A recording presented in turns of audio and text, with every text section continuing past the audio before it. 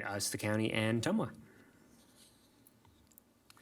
So, with that, there's a motion overhead, and I'm available for any questions. Thank you. This is a public hearing item. Do we have any public hearing? Public comment, excuse me? We have none at this time. Open it up to questions from commissioners. If seeing none, Let's just make sure the face is on the screen. okay. Commissioner Nelson or Commissioner Gowan, do you have questions? Because we can't see you right. There you are. Oh, no, you can do side by side. No questions. I'm ready to make a motion, Madam Chair, though, if you're ready for one. Yes, Commissioner Gower. Thank you. I move to find the Palomino Farms amendment to the Washoe County Master Plan in conformance with the 2019 Truckee Meadows Regional Plan based upon the findings listed in the staff report. Thank you. Is there a second? Madam Chair, Commissioner. Commissioner Nelson. Who wants rock, paper, scissors here? Commissioner Nelson will take your second. Is there any other further discussion? Commissioner Carey.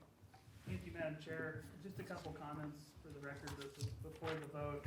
I've always kind of had some concerns about this island of TMSA out in the Palomino Valley. It's always been kind of weird. It's kind of awkward. But I think with respect to the proposed land use changes, I do like the changes. I think moving the things to the Pyramid Highway is better from a regional form and pattern perspective. I'm encouraged by the possibility of a Tumwa recharge project. I think that can help the region with water resources. But one thing I'm very pleased to see with this, and I will be supporting the motion. I concur with staff's recommendation and believe I can meet the findings. But one thing I do like about this is there is a reduced density on this.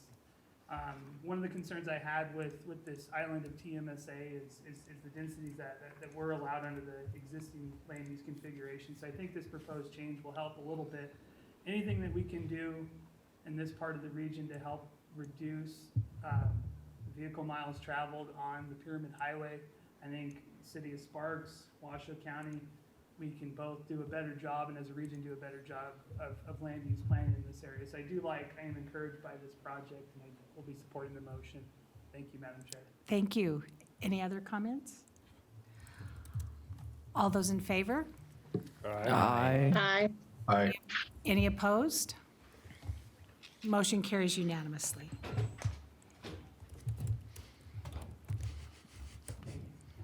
We're switching clickers here. Director Smith. Thank you, Madam Chair. Sorry for that awkward clicker switch.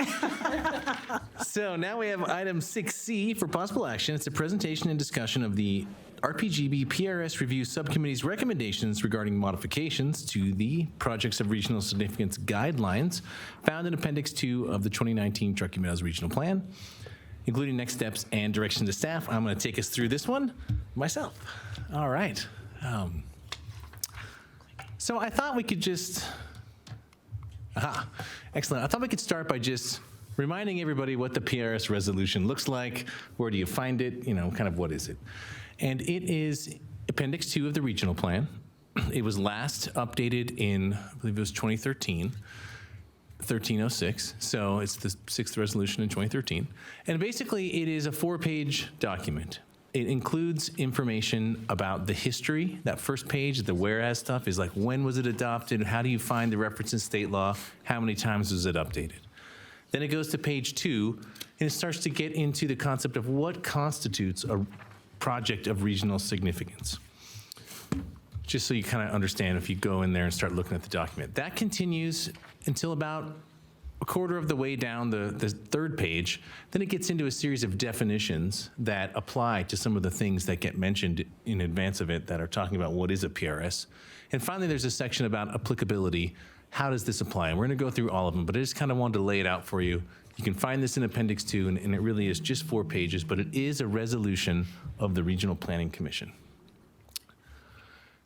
So the history of this is pre-COVID.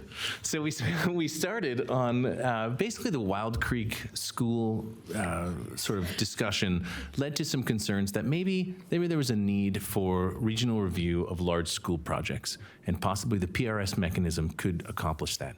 And so in fact, there was a subcommittee formed from the Regional Planning Governing Board, and also a subcommittee of this body that was formed that met once, discussed the issues, and then we were like, we'll have another meeting to continue, and COVID hit, and it sort of went underground for a while. It popped back up, and with discussions with the Regional Planning Governing Board, and so we kind of reinitiated that work. We broadened the scope a bit, though, not just to look at school siting, but to look at a comprehensive review of the guidelines. It does turn out that the guidelines have been reviewed several times since they were initially adopted. So it was kind of due time to do that anyway. We did also take on some of the school aspects, which you'll see as we go through this. So basically, we had, I think, on the order of 4 meetings of the Regional Planning Governing Board's subcommittee before that led us to the August meeting of the Regional Planning Governing Board, where they accepted the recommendations, largely accepted, that were put forth by the subcommittee, and basically kicked it back to this body, which is the body that will have to update the resolution, to go ahead and draft that new resolution and working from those recommendations that they made. And so we're going to go through all of those recommendations right now. As we go through, there's color coding, which is not particularly easy to see straight ahead there, but if we look behind us, you can kind of make it out a little better.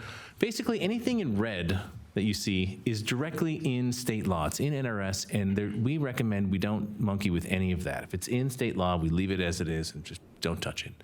But then there's also some components that are in green, which give this body, the RPC, some leeway on how you may want to apply this concept of projects of regional significance. And I'll just read those because it's actually quite interesting, the power that you have to adjust this PRS resolution. So number 1, you could indicate that we should have a PRS review for projects that will result in the loss or significant degradation of a designated historic, archaeological, paleontological, cultural, or scenic resource. So there's some leeway there, and we have a little bit in there currently, but we're going to talk about that. Also, you could take out will result in the creation of a significant new geothermal or mining operation. So that's something that it is currently in there, but could be adjusted by this body. Or this one's pretty open. If it has to be related, obviously, but it's large. Will have a significant effect on the natural resources, public services, public facilities, including without limitation schools, or the adopted regional form of the region. And so that's where I think you have some discretion to think about what you might want to see added into the resolution. Let's see, as I mentioned, it was first added to statute in '89, and the authority to those changes I mentioned was added in '91 to NRS, and then the first resolution was formally adopted in '93, and there's been, I believe, 6 amendments since then.